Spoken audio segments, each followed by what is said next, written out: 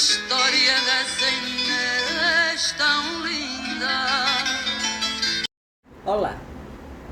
Como Inês de Castro surgiu na vida de Dom Pedro I, na história e no reinado de Dom Afonso IV.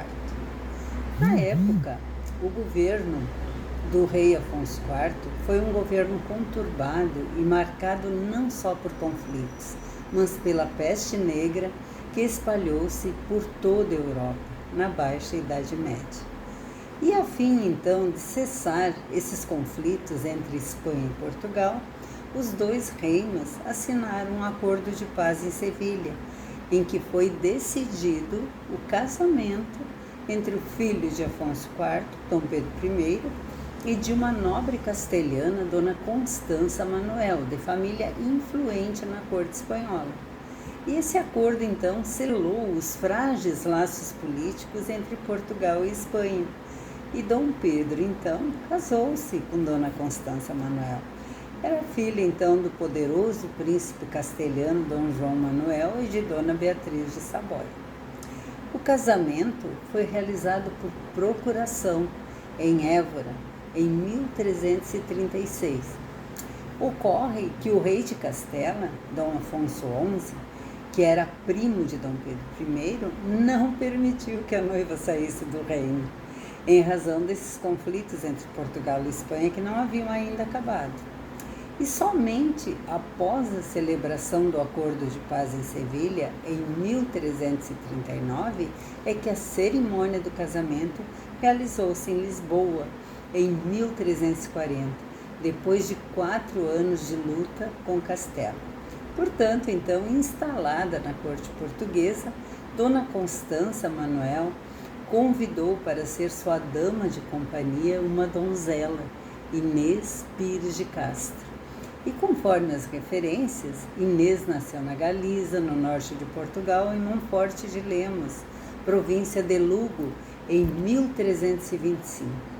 Inês era uma moça muito linda e, aliada à beleza, Inês ainda era muito elegante, o que lhe valeu o cognome de Colo de Garça. E sabe-se, então, que os casamentos entre a nobreza obedeciam apenas aos interesses dinásticos e políticos.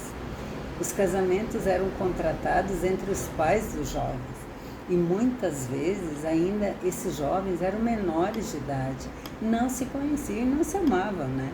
No caso de Dom Pedro I, de um acordo com o Código Moral da Idade Média e de uma cláusula, né, contida no contrato de casamento com Dona Constança, Dom Pedro não podia ter outra mulher, a menos que sua esposa legítima não lhe desse herdeiros. Enfim, né? E, entretanto, Pedro e Inês apaixonaram-se e o rei Afonso IV, então, para evitar problemas com a esposa legítima de Dom Pedro, que é Dona Constança Manuel, né? Então mandou Inês para o exílio em Albuquerque, ao norte de Portugal. Ocorre que Pedro amava Inês e por isso continuaram a relação por cartas. E Inês lá permaneceu no exílio em Albuquerque até a morte de Dona Constança em 1349, que faleceu em decorrência de complicações no parto. Dom Pedro, então, mandou trazer Inês de volta ao palácio, passando ela a viver como sua mulher, contudo, né, sem oficializar a união. E dessa união nasceram 4 filhos, mas um deles precocemente morto. E o que, segundo historiadores, teria causado o temor em Dom Afonso IV? De que a influência de Inês já havia atingido o máximo, ou seja, a possibilidade, então, de filhos de Inês, que eram filhos ilegítimos, né, requererem o trono português, conforme pesquisado nas referências. E, por hora, então, muito obrigada. Até o próximo vídeo, onde continuarei a história do canto 3, no canto 3, né, dos Lusíadas. Até!